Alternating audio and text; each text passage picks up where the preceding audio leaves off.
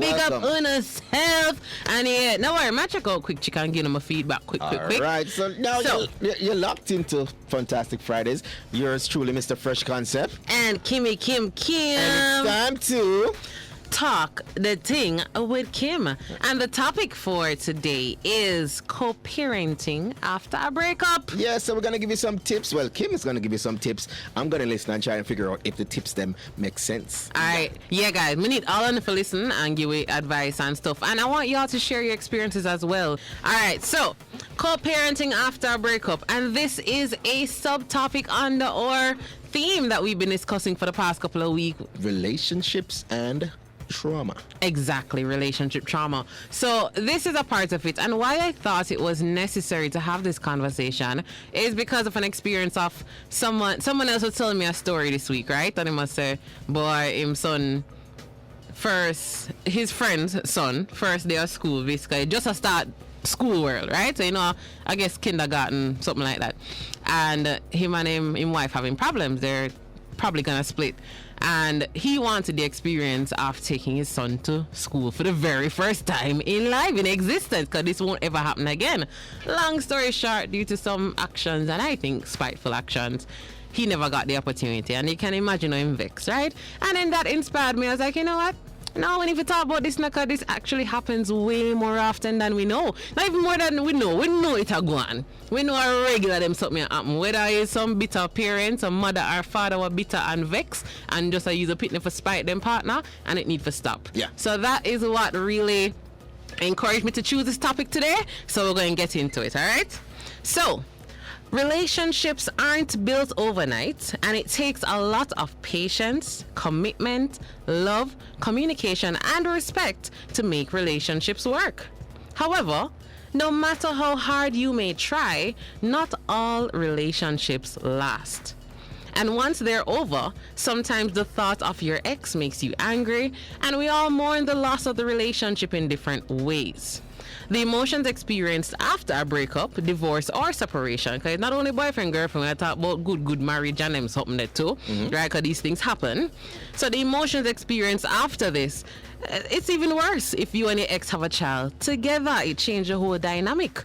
So the relationship may have ended, but the family goes on. So how do you move on from heartbreak and effectively co-parent with an ex? So the first question I want to consider.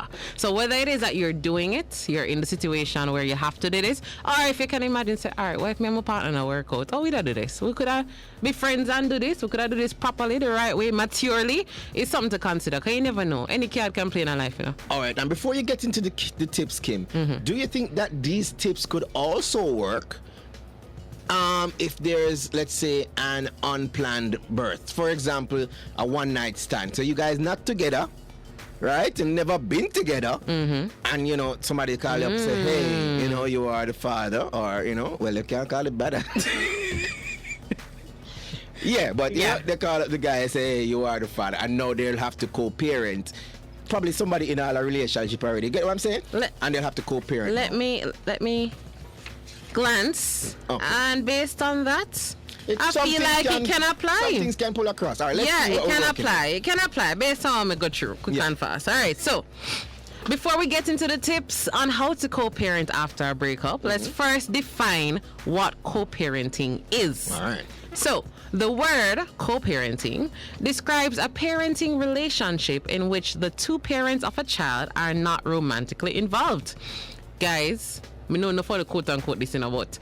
I say if we go, are not romantically involved. Right? Me talk the things them so the show name, talk the thing with Kim. So where talk the things? Kim, them have alright. People are not perfect. You have sometimes they fall off the wagon. No, listen, people them stay off the wagon. Nobody not fall. No people, not say nobody. No people out here not falling off. Them just not not pay the wagon no mind. On and off the wagon. Right? But yeah. So when you get the point. But essentially co-parenting is when both parents of the child are not romantically involved, but still assume joint responsibility for the upbringing of their child.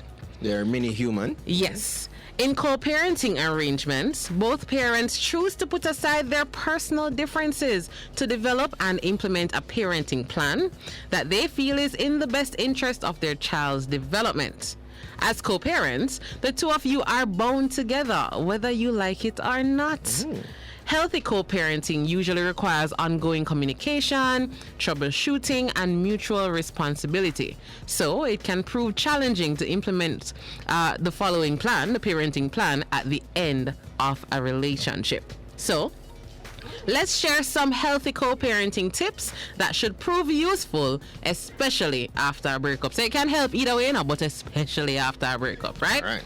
Number 1, take time to heal. And this not mean say ignore the picnic and everybody. That is not what we're saying. So I'm just gonna ask. It don't what mean say time go do you lock up have? in one room and you don't deal with the picnic or the father or the mother. It don't mean that. Cause the man them gonna say, boy, that's why them disappear and come back. Kim tell them say for go heal. Yes. No, another way say you're in the middle of a situation. Parenting is there's no days off. We know this. There's no days off from parenting. However, in the midst of all of that, you need to make peace with the situation. So while some people break up amicably, no breakup is ever mutual. Someone will always be more hurt than the other, even if the decision to end the relationship was a logical one. So if you're hurting from a breakup, it might feel impossible to raise a child with the one person in the world who loves your child as much as you do. It's essential that you take time to heal. So if you know, make peace with the situation, whether whatever reason that caused the split between you guys, whether the relationship just you guys lost interest, whether there was infidelity, whether they chose somebody else, they felt like, okay, I have a better chemistry over there. So whatever the reasons are, you have to make peace with it and heal from it. And we've been talking about also healing from trauma, hurt, pain from your past. We've been talking about that to lead up to stuff like this, right? So we're not gonna say, yeah, get up tomorrow and say, yo, I'm healed.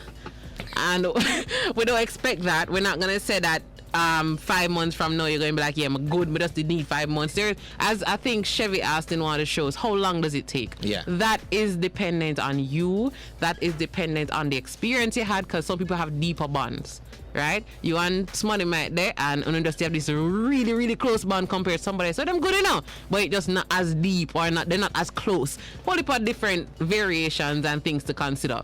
But there's no set time. So and then if you take time to heal, because if not, you're going to use the child continuously to spite the other person. The child going to get the brunt of it. I don't really want that either. So guys, take the time to heal.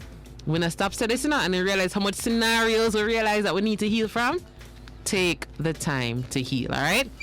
So that was number 1. You agree, sir? When I agree upon the live, make we know, you know. And feel free to submit your responses and feedback on WhatsApp as well. So just make we know one thing. So number 2, set hurt and anger aside. And this is tied in to number 1. Yeah. So successful co-parenting means that your own emotions, any anger, resentment, or hurt, must take a back seat to the needs of your children. So even if you don't heal yet, you know, while you work on it, it's a dip on back burner, because you can't make it affect your child's life. Admittedly, setting aside such strong feelings may be the hardest part of learning to work cooperatively with your ex. That's gonna be rough, Kimmie. But it's also perhaps the most vital. Like without that, nothing else not gonna work. Yeah, it's gonna be hard. Yeah. So the toughest part, you know, and that's what I'm saying, there's no set time. But even while you're dealing with it, you have to put your own emotions, whatever it is that was done against you, or whatever you did, or whatever is the situation, put it on the back burner, because now you have a greater purpose to work towards, which is to take care of your child, ensure it's no picnic good. So even if it was a one night stand where you never planned for, right, we have whole heap of things now for revamp quick and fast and say, yo, well, we have a child now, what we're doing. I probably don't know you properly. What's your name again? Right? That might be it. No, a one night stand it says. So it's a fact. What's your name again? Well, yeah, what's your name? Yeah, we're going to do this, yeah? Right. That's basically it. All right? So, co-parenting is not about your feelings or those of your ex-spouse, but rather about your child's happiness, stability, and future well-being. So here are some specific tips to follow to achieve setting aside hurt and anger, right? Get your feelings out somewhere else. Never vent to your child. Jamaicans, we have a very dirty habit of this, right? I'm coming like your papa, and you're this and that, and I can't deal with your mother, and I saw your mother staying up, and I saw your father staying up, and then even stop it. I see it a lot, I hear it a lot. It is just all around us. Your bad talk, your other parent to the child, no matter how old they are, probably 5-year-old, 3-year-old, and you talk about them parents. Don't do that. You have your personal issues, them don't even. That's like what you say, you know, friends, and if you have a problem with the person, me not have a problem with them, are the same thing. You have a child, they don't need to have the same problem you have with the person. Don't do it. I now got achieve nothing other than potential resentment. The child might grow up and start disliking parent for what? Them don't have no personal bad experience maybe, but then because of what everything our mommy say or our daddy say, we just don't like mommy or daddy. That don't make no sense. Alright? So stop venting to your children. Stay kid focused. If you feel angry or resentful, try to remember why you need to act with purpose and grace. Your child's best interests are at stake. So stay kid focused no matter what. If you say, boy, you know, say they really want to take him to school on first day, but guess what, I have plans for you, and I'm now make you take him. That's not being kid focused. You're feeding your own desires, selfish and very immature actually. But the child now will probably never, not probably, no, don't have a memory of them, one of them parents, or maybe both of y'all wanted to go but I wanted, and whatever the scenario is, that child now was robbed of a memory. Well, alright. In another case as it that now. I mean, whether you're too young or not, it's still an experience that. Yeah, we understand it's an experience though. But there's something that we can learn from. Yeah? Because here we are where we say, you know, there's one incident and you have feelings from the incident. We still have to heal from that. Yeah. Yeah. Yeah. So that's why you have to stay kid focused. You can't make your anger and hurt make you know start spite the partner, and it's gonna affect the child. Naturally, it's gonna affect the child. Anything you do is going to affect the child. All right. So if the other partner disappoints you, it's gonna be rough. But you have to find a way to heal, because you end up into the same situation where Kimmie say, and you start bad talk the other one. We don't want that. Yeah. Right? Don't put your children in the middle. You may never completely lose all of your resentment or bitterness, because no phone can't hold malice, you know. Right? So you may never completely lose all of your resentment or bitterness after your breakup, but what you can do is compartmentalize those feelings and remind yourself that they are your issues and not your child's. Resolve to keep your issues with your ex away from your children. So all if you know, say, as a partner they weren't good, you know, whether your boyfriend or girlfriend or your husband or your wife, they weren't the best in that role. A lot of people are good parents, and you can't take that from them, no matter whether you dislike them or not, or them did hurt you, or them did whatever. So a lot of people are just good parents, and they're better in that role than probably in a romantic relationship, right? So we need to understand that we need to keep our issues with our exes away from our children. Now, never use kids as messengers. That's like something I'm gonna say whole heap too. When you use your children to convey messages to your co-parent, it puts them in the center of your conflict. The goal is to keep your child out of your relationship issues. So call or email or message your ex directly. So now tell your father, say, you need lunch money for next week, so and so and so. And tell your mother, say, she should send the shirt, because you did have the game this weekend, but she never. No, and I say it work. And I talk. They're not big people, you know? Yeah. And not big greyback people. I mean, if you're about grey, but and they get the point. Well, those kind of behavior will mean that you have greyback. Yeah, man. So, not big people talk to each other. No send no message. Oh, you know, so daddy said must tell you so. Mommy said must tell you so. Yeah, the kids are in the middle of it and they don't even understand what they're in. I don't need to stop it, right? Another tip is, once again, we're reiterating, keep your issues to yourself. Never say negative things about your ex to your children or make them feel like they have to choose, because that's a lot of, also at the time, that's what kids resort to having to do. to choose somebody, and we don't want that. Your child has a right to a relationship with their other parent that is free of your influence. So just like when I say, you can have a friend, and if you don't deal with somebody, you not automatically not deal with someone. It's the same thing with your child. Your child has a right to a relationship with their other parent that is free of your influence. So once again, as I said earlier, throughout life, I've heard people say, yeah, man, I saw your father stay, and I saw your mother stay, ugly, you know, like a ugly like exactly. Or yeah, I'm wicked like a father, or what. I've heard so many versions, and guys, it need to stop. It need to stop. Not for enough people. I mean, it's not something we can ever take back now, but try to make the next generation better than you. If you don't say that you used to hear and then you come and do it too, well, you try and ensure it stop at you. You now know better, do better. KOP say, yes, I see people do that and hate it. Yeah. And out here argue, and you argue to the child about the parent, and it's their parent too. So now when them disrespect their mother or father now, because the things that you've said, so they feel okay with saying stuff too. Because I guess mommy said that, daddy said that. When them disrespect them now, you said that the pitting on manners. But how you teach them that?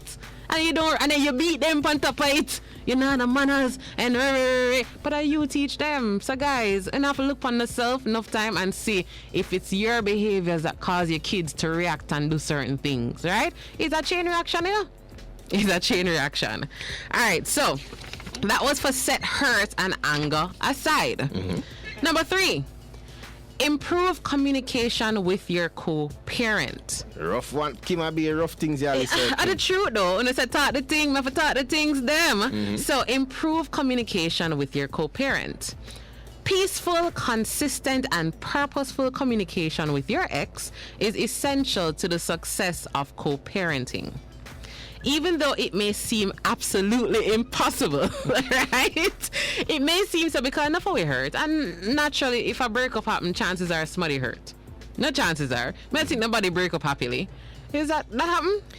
Yeah. Somebody hurt in some type of way. I just say, based on the levels, somebody is hurt in some way. Even if somebody migrates right. or something and they decide, all right, guess so. We just have to go. But somebody hurt by it. So breakups don't happen for happy people, right? So what we're saying though is that it may be impossible because you hurt and you try and move past your hurt and whatever. It may not be the easiest thing to do, but it's necessary for you to do it. It all begins with your mindset. Think about communication with your ex as having the highest purpose, which is your child's well-being. Before having contact with your ex, ask yourself how your actions will affect your child and resolve to conduct yourself with respect. Yeah, so you're not going to tell them about them parts. You're not going to disrespect them. You're not going to rude to them. You're not going to shut down any suggestion they have because you're hurting and you just don't want to deal with them. If you don't have to deal with the mother or the father, then you're good. No, and that's how you go. You know, are both in this situation and you have to make it work as best as possible because once you have a child, it's money for life. When the Pitnington adult is still your child, that don't change at 18. When they still are the mother and the father of the child. Yes. Right? So, make your child the focal point of every discussion you have with your ex-partner. KOP said my breakup happily. You know, KOP story from last week. Remember, you know, her ex is our Pickney godfather, and she is her ex's Pickney godmother. So she broke up happily is what she's saying. KOP has found the trick to co-parenting. I almost confused myself a while ago. You like when you try to say auntie, uncle, sister, daughter, brother? KOP needs to teach class. That's what KOP needs to do. So okay, fine. KOP is the exception. There's always an exception to how the to rule. bring everybody together as one big happy family. KOP have the answers. We need to teach a session there, right? So remember that it isn't always necessary to meet your ex in person. So if you not carry feelings and you realize if you see them, you're gonna vex all over again, then there's, thank God, 2022 is here, and as such, we have various ways to communicate now. Yeah. So speaking over the phone or exchanging text messages or emails, all that is fine for majority of the conversations. You know that can't be all the conversations because some conversations need an in-person personal touch depending on what the issue is. So not everything you can do through a distance or through some medium, but majority of it, because you know the person that got upset you, they're going to grieve your spirit. Yeah. And you know on that, so you just say, I'm going to call you, I'm going to text you, you know. So the goal is to establish conflict-free communication. So see which type of contact works best for you. And then these are some things you can try to even make that communication a little better. So make requests instead of making statements. So you're not going to tell the parent, guess what? This year going to, nope. I have to pick up Junior at 5 o'clock tomorrow. Exactly. Yeah. It is can you, right? So as I said, make requests instead of making statements, which can be misinterpreted as demands. Try framing as much as you can as a request. Requests can begin with, would you be willing to? Are you able Can we to? try? Are you available for? Are you able to, will you or would you? Whatever it is, it's not how you're going to need for do this. Yeah. And fly high, fly low. Junior have chip a man in exactly. carry him to that. And Yeah. make you go, I'm not away around it, I'm not try to figure it out Yeah. because that's your problem that no. That is the key to conflict. And we don't really want that. That's what we're That's trying the not key to we do. want to throw Yeah, away. the key that can dash away, right? We don't really try to create bigger problems, Yeah. right? So that's one. Make requests instead of statements or demands. Next one, and very simple, but it's very hard for many people. Listen. I will not talk about Beyonce, listen. Right? Listen. So, communicating with maturity starts with listening. Even if you end up disagreeing with the other parent, you should at least be able to convey to your ex that you've understood their point of view. And listening does not signify approval, so you won't lose anything by allowing your ex to voice his or her opinion. So listen, don't ever think what them want to try suggest you to shut it down. Me no business at this me say. Me no business at this what I do. No, you allow them to share them opinion. Cause for them have just as much rights as you. Yeah. Me know mothers like to say, oh, me carry for 9 months, guess so? If the man never do him do, you wouldn't have had anybody to carry for 9 months. So both of y'all equal in this thing. So listen to your partner. And then show restraint. Keep in mind that communicating with one another is going to be necessary for the length of your child's entire childhood, if not longer. You can train yourself to not overreact to your ex, and over time you can become numb to the buttons they try to push. So it's not that you're gonna become numb to the ex, because you have to deal with them. So I try to have a create a amicable relationship. Yeah. But if you know it's somebody who go push certain buttons, and I know women are very guilty of this. Men do it too, but I see it more with the women. Manipulation both ways. Yeah. It goes both ways, but me talk based on my experience, what I see. If you know them are going to do certain things to spite you, you have to learn how to work around it. Yeah. I mean, you shouldn't have to deal with it, but we know some people are just how they are and whatever. Yeah.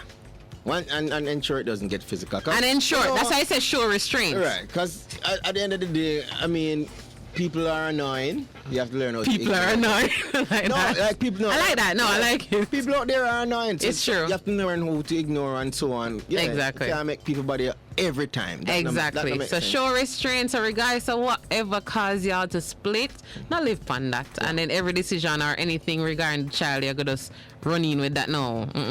And as we said earlier, keep conversations kid focused. Never let a discussion with your ex-partner deviate into a conversation about your needs or their needs, as in the parents. Or their problems and Or your problems. It should always be about your child's needs only, all right? Yeah. So now we're going to the 7:30 break, and when we get back, we wrap up with the next 4 points, and not gonna find out the rest of the tips as to how to co-parent after a breakup. Make we know want to think about the tips want to get so far. All right, guys, we'll be right back.